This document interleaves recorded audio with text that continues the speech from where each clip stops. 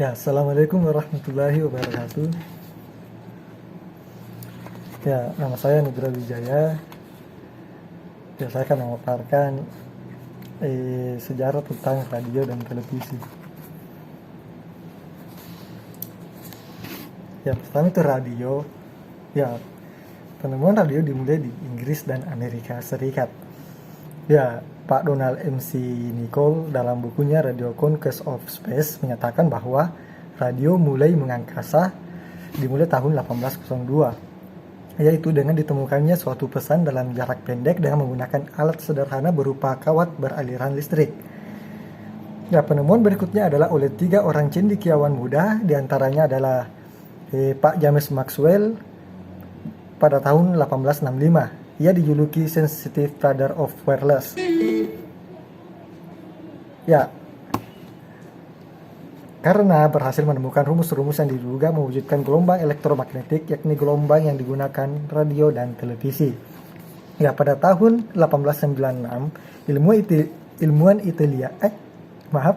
Italia Guglielmo Marconi mendapat hak paten atas telegraf nirkabel yang menggunakan 2 sirkuit. Ya, pada saat itu sinyal ini hanya bisa dikirim pada jarak dekat.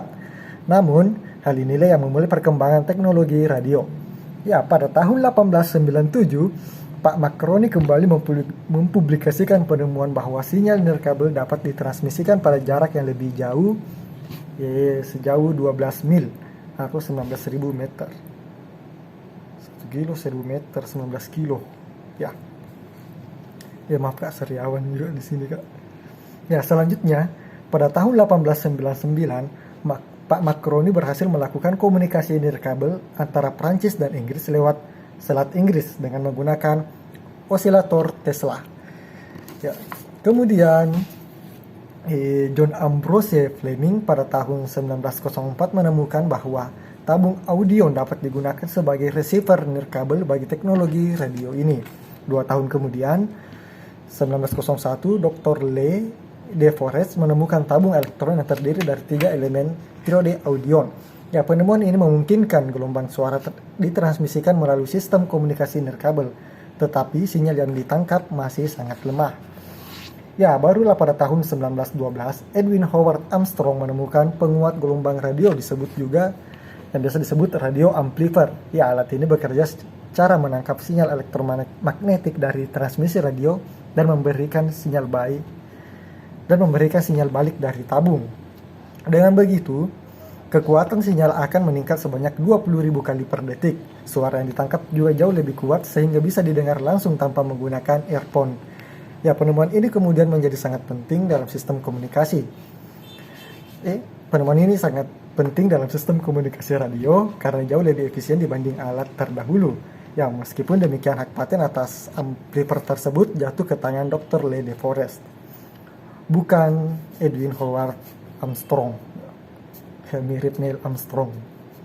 Ya, penggunaan radio sebagai alat atau media komunikasi massa pada awalnya diperkenalkan oleh David Sarnoff pada tahun 1915. Selanjutnya, Le De Forest melalui eksperimen siaran radionya yang telah menyiarkan kampanye pemilihan Presiden Amerika Serikat pada tahun 1916, sehingga ia dikenal sebagai pelopor penyiaran radio. Ya, radio ini pada awalnya digunakan dalam keperluan maritim untuk mengirimkan pesan telegraf menggunakan kode Morse. Ya, kode Morse yang itu garis-garis, titik garis, garis 2 baru titik lagi. Ya, seperti itulah kode Morse. Ya, kode Morse mengirim kode Morse antara kapal dan penerima di darat. Jadi kode Morse itu dikirim dari darat ke laut, dari orang yang dari darat dikirim ke laut, bukan orang laut tapi orang pelaut. Salah satu pengguna awal teknologi ini adalah Angkatan Laut Jepang yang memata-matai armada Rusia saat perang Tsushima pada tahun 1901. Ya, perang Tsushima ini kalau tidak salah itu yang terkenal, yang ada legendanya yang Ghost of Tsushima, yang dia melawan anaknya Genghis Khan, ya yang dari bangsa Mongol. Itu keren juga ceritanya itu. Ya, pada tahun 1901, salah satu penggunaan teknologi ini yang paling dikenang adalah pada komunikasi antara operator di kapal RMS Titanic dengan kapal terdekat dan komunikasi ke stasiun darat. Ya, ini waktu kisah di novel Titanic ini menggunakan sinyal telegraf untuk mengkomunikasikan kapal-kapal terdekat bahwa kapal Titanic sedang mengalami gangguan, sedang dalam bencana atau musibah begini. Ya, itulah komunikasi radio digunakan, tapi dalam bentuk kode Morse telegraf. Ya, maaf Kak Sariawan. Ya, selanjutnya siaran komersial radio mulai dilakukan pada tahun 1920-an dengan populernya pesawat radio, terutama di Eropa dan Amerika Serikat.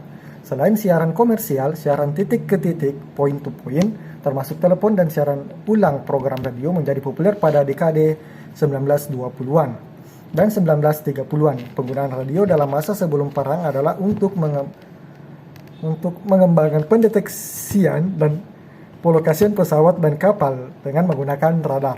Sekarang ini terdapat banyak kegunaan dari gelombang radio, termasuk jaringan nirkabel, komunikasi segala jenis, dan juga penyiaran komersial radio. Ya, kalau kita di sini radio di sini sangat berperan penting pada masa Perang Dunia Kedua. Ya, pada masa Perang Dunia Kedua ini radio digunakan untuk memberikan perintah dan berkomunikasi antara angkatan darat dan angkatan laut. Ya, seperti pasukan Jerman menggunakan komunikasi radio untuk mengirim pesan diplomatik saat kabel bawah lautnya dipotong oleh Britania Raya. Ya, selain itu Amerika Serikat juga menyampaikan program 14 dari Presiden Woodrow Wilson kepada Jerman melalui radio ketika perang. Ya, awalnya penggunaan radio, ya selanjutnya kita bahas tentang amplitudo, ya, radio AM. Awalnya penggunaan radio AM hanya untuk keperluan telegram nirkabel. Orang pertama yang melakukan siaran radio dengan suara manusia adalah Reginald Aubrey Fessenden yang melakukan siaran radio pertama dengan suara manusia pada 23 Desember 1900 pada jarak 50 mil dari Chop Island ke Arlington, Virginia. Saat ini radio AM tidak terlalu banyak digunakan untuk siaran radio komersial karena kualitas suara yang dikatakan tidak terlalu bagus atau ya suara begitulah. Ketika radio AM mulai umum digunakan, Armstrong menemukan masalah saat radio lain ditransmisikan menggunakan kekuatan sinyal yang sama. Pada saat itu, gelombang audio